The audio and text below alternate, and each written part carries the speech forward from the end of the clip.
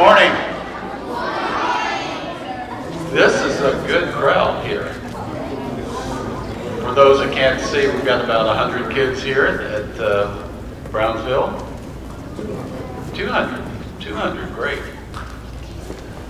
Back in the spring, Lumen May and our office, along with Gulf Power, the city and the county, and DOT came together with an idea that we were going to light Brownsville. Now we know the horrible tragedy that happened last week, but we started to work on this long before that happened. And today we're making the announcement that a 2.5-mile stretch from East Street to Domingo is going to be lighted with 72 lights, and it started today. This is a statement from all of us that we believe in Brownsville. It's a historic part of Pensacola, and it has a great future. And we want to be involved in that, make sure that people are safe, and that we're doing our part in every governmental entity to make it happen. At this point, I'd like to introduce Lumen May, Commissioner May.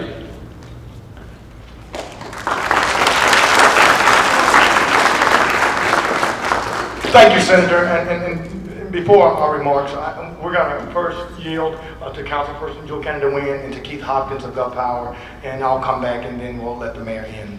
Thank you so much. Thank you, Commissioner. This is a great day for the Brownsville community and the city of Pensacola. Of course, we had the tragedy. The efforts to improve this area started long ago. I would like to personally, I am the city councilman for District 7, thank Senator Broxton for his acknowledgement that this was urgent and that we had to work hard to make sure that our young people, the 200 that are sitting here, and all of the young people and adults from Green Street all the way to A Street within the city limits of Pensacola and the county are safe, and that we continue to work towards that safety. So I would like to thank Senator Broxton. I would like to thank the partnership with the county. The county has been the partner. We are partners here for safety, the city and the county. The Department of Transportation, DOT, they are also our partners.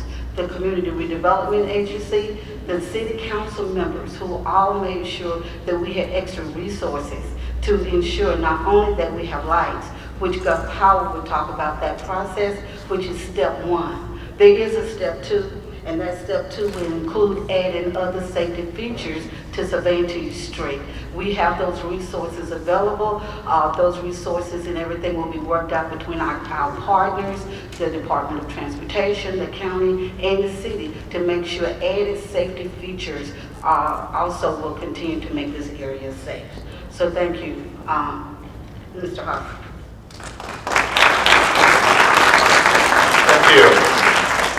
You know, as a proud representative of Gulf Power, there's 2 things that I would like to highlight for this lighting project. First off, it's partnership. And second, it's leadership. So again, thank you to Senator Broxton. Thank you to Mayor Ashton Hayward. Thank you to Commissioner Lumen May. Thank you to Councilperson Jewel Canada Wynn for your leadership. And I stand proud to be a partner of this project. You know, Gulf Power stands ready to install. The way that I look at this project, this is a replace and install. There are lights currently on Cervantes that are not working. Gulf Power crews are out right now replacing those lights. There's going to be new installation of poles to install lights in the neighborhoods surrounding Brownsville on Cervantes to ensure safety for all of the children and the families and the folks that live here in Pensacola and Escambia County. You know, this project is very similar to a project that Gulf Power did along Lillian Highway, and also the project that connects the Gulf Coast, or excuse me, the National Seashore to Okaloosa County, which we installed 1,000 LED lights, and that came on the heels of pedestrian deaths that occurred along that stretch of land. So again, Gulf Power, we're proud to be partners.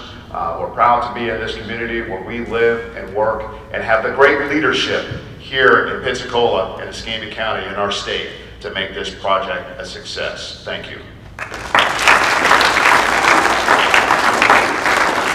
Well, good morning. How are the children doing today? Good? Well, this is a very, very important day. And I think I want all the children to know why we are here today.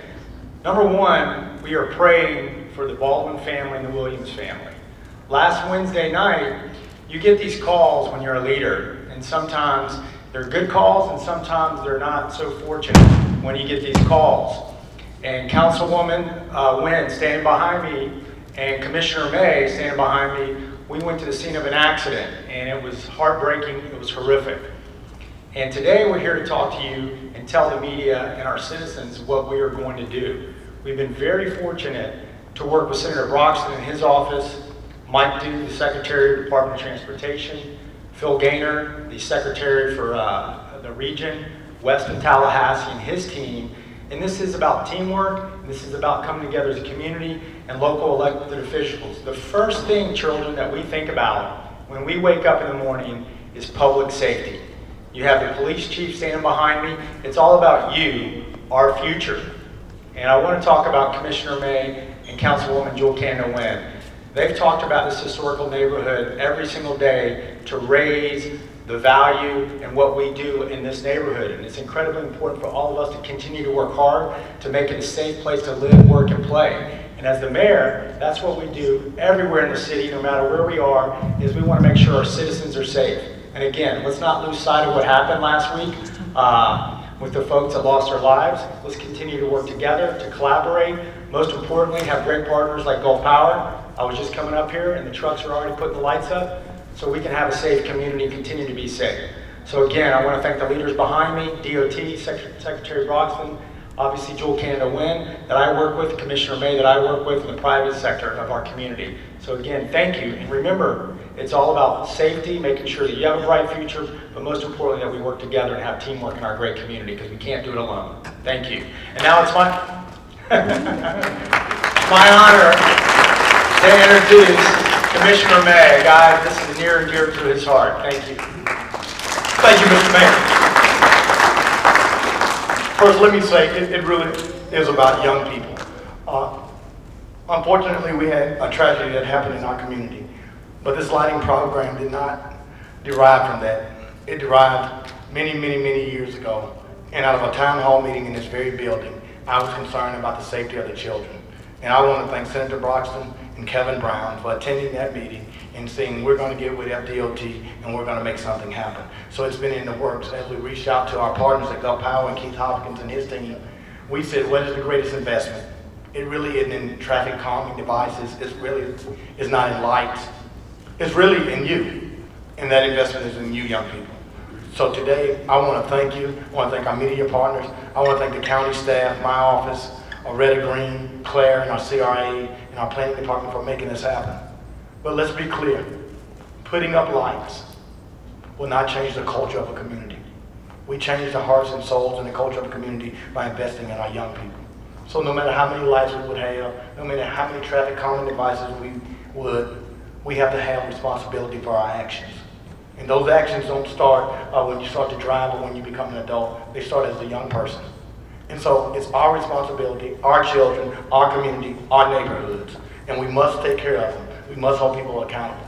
So today, my heart is hurting as we looked out on those young people, because the young lady that was hit was not someone that I just know as a politician. She was a young lady that participated in my programs when I ran a community center like this. The young baby that's deceased, I coached their family in a community center in summer programs like this. So let's value life. Let's value the opportunity to preserve life.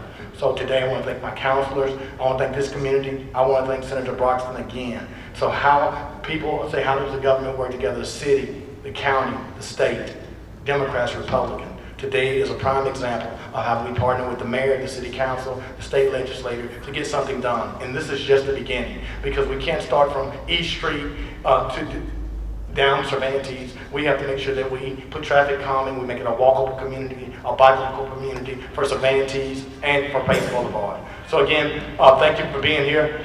As soon as the senator gets off the phone, we're going to call him back.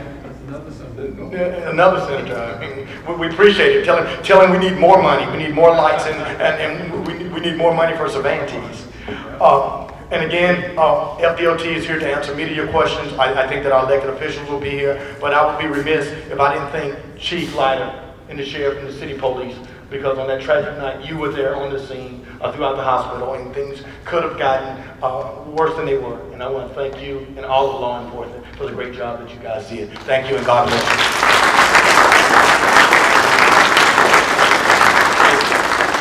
FDOT want to say anything? Just that we're here to support and we appreciate the partnership. Well, I'll tell you, if you've worked with the government, DOT has moved with lightning speed. Unbelievable. Pastor Horton, it's good to see you here. I know you're involved in this great community and helping it rebuild. But I want to speak to the young people just for a second. A lot of things have been said about your community. A lot of people have given up on this community. But you are going to have a chance to make this the great community that it was 100 years ago. And you're going to do it in your home and how you work and how you study and how you make this place a better place to live. It's up to you. Government cannot do what you have to do in your heart and soul. And we're counting on you that when people come to Pensacola, they'll say, I want to go to Brownsville. I want to see that story of what was and what could be, because this is going to be a great community. You're going to see it in the near future. There are already major investments going to be made right here on this campus that will affect your life. So listen, you do your job, we'll do our job, and we'll celebrate together this great day that this is the beginning of something new.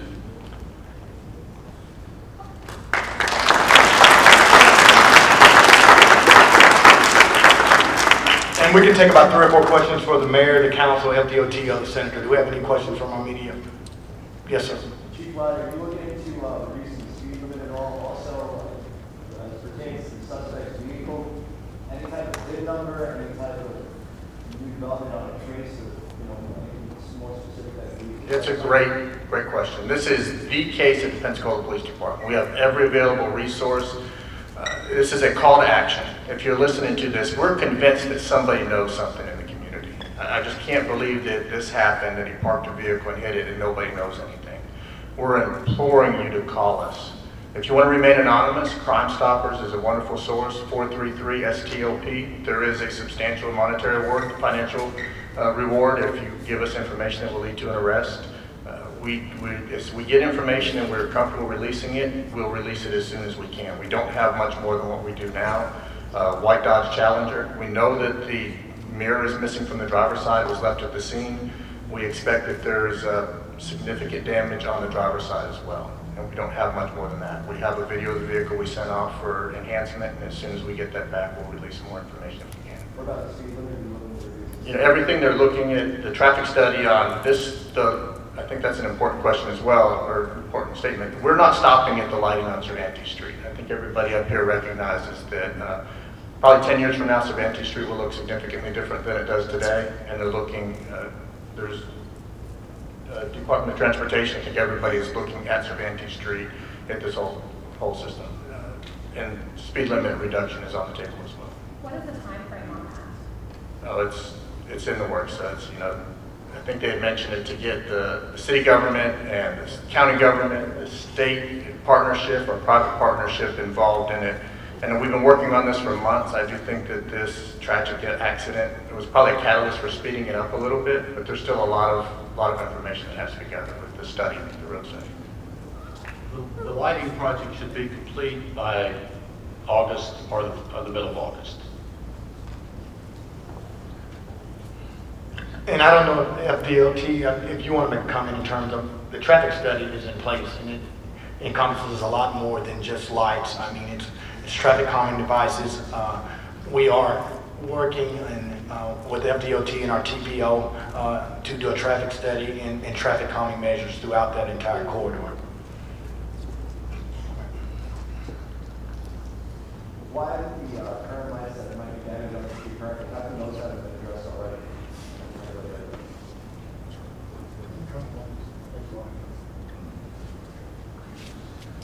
Yeah, the current lighting, particularly I'll talk to an area that falls within the mayor's jurisdiction in the city of Pensacola, and that's to the east of the intersection of Cervantes and Pace.